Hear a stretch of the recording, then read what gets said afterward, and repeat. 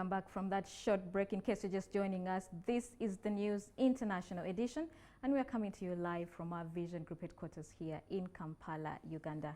Now, Yuya Motomura had always wanted a way to prove himself to a society that he felt looked down on him. Then Russia invaded Ukraine. The 45-year-old Mahjong Pala is one of a handful of Japanese men who have joined Ukrainians battling the Russian invasion, backing a decades-long national principle of pacifism and the government's own warnings. Japan's military is constitutionally limited to defense and has not fought since World War II. Still, Motomura said he was immediately captivated by the idea of fighting in Ukraine when he saw President Volodymyr Zelensky talking about defending our independence and our country. Here's Mudimaya's thoughts.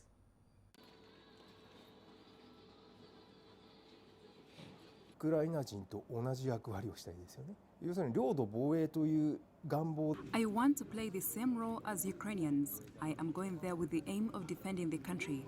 I personally take the value of defending the land or protecting a country very seriously, and I see Ukrainians doing it desperately. They have a different nationality from me, but the people, including the president, are fighting hard to protect their land. This is the real reason I am going. 自分の要するに土地を守るために頑張ってるわけじゃないですか。その一点ですね。意外ですよね、自衛隊の。People in this town, in Japan, probably see me as a punk, someone rogue, but I've always felt that I'm someone who is more socially conscious than other people realize. This is something I have felt since I was younger. たくさんいるなっていうのは見えてますし。People in Ukraine may feel encouraged just by the fact that we came all the way from Japan. I feel it when walking around town here because they often tell me they are glad to see us. Now, news coming in from the continent is that Mohamed Kone, the chairman of the Electoral Commission of Sierra Leone, has held the previous day's general elections as one of the best the country has ever had. Noting that voting took place in every polling center despite some delays, a fiercely fought general election. Meanwhile, police fired tear gas at the main opposition party's headquarters on Sunday evening, authorities said, as voters awaited the results of the candidates. If not the best, but it's one of the best election day in Sierra Leone over the period. And that is in line with the promise we made to this country when I assumed office, that I want to supervise an election where our children will be going to school and ordinary people will be going about their normal businesses. Voting took place yesterday in all polling stations nationwide. In some polling stations where polls did not open on time, voting continued beyond 5 p.m., ensuring that all those in queue voted. Communication by the Electoral Commission about a peaceful election falls at the backdrop of some voters remaining dissatisfied with the Sierra Leone leadership. We don't get now for 4 o'clock this morning. Up to now, we no votes. Now 2 o'clock, they go for now. And we need to vote. Yes. Because it's our rights. Sure. So we need to vote. After this election, I want to leave this country. Because we citizens, we are suffering. We are suffering too much.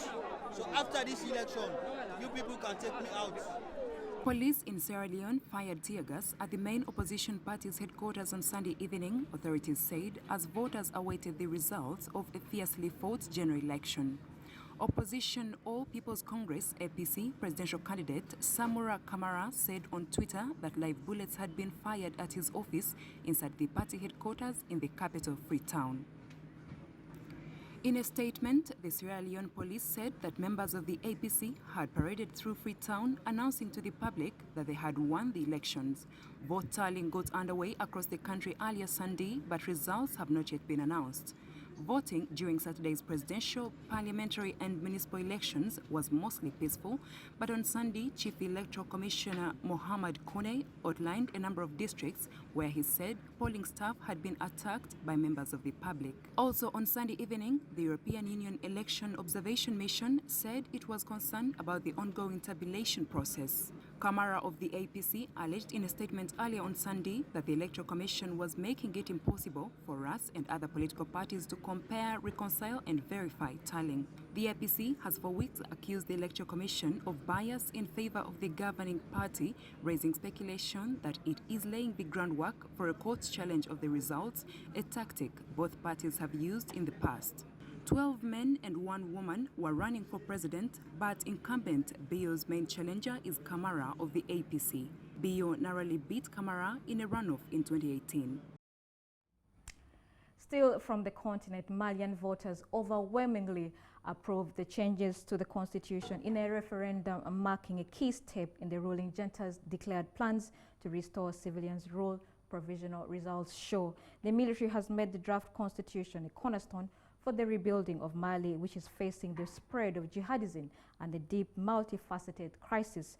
97% of the referendum votes were cast in favor of the changes, the electoral authority said. Voter turnout was put at 39.4% in the landlocked Sahel country, which is struggling with an 11-year-old jihadist insurgency. The new constitution will strengthen the role of the president, change that has spurred expectations that junta leader Kano Assimi Goita intends to vie for the job. The challenges will also give pride of place to the armed forces and emphasize sovereignty, the ruling junta's mantra since it came into power in 2020. Voting was hampered in many towns, either by fear of jihadist attacks or by political disagreements. À ce niveau, de rappeler que les présents résultats provisoires qui vont être... These provisional results will be immediately forwarded to the Constitutional Court, which alone is competent to proclaim the final results of the referendum vote of June 18, 2023, after any necessary verifications and rectifications. 18 juin 2023, après toutes les vérifications et rectifications nécessaires. Répartition des voix. Oui. Here is a breakdown of the votes. 3,208,230 people voted yes, a percentage of 97.00, and for those who voted no, the percentage is 3.00. Pourcentage 3,00. Now, opponents of the plan believe the vote was designed to keep the Kanos in power beyond the presidential election scheduled for February 2020, despite their initial commitment to hand over civilians after the elections. Mali has been under military rule since August 2020, when army officers, angered over failures to roll back the jihadists, forced out of the country's elected president, Ibrahim Bakar Keita. And that's all the international news we had for you this afternoon. We'll be back again tomorrow at 4 p.m. Thank you for watching and have a fantastic afternoon.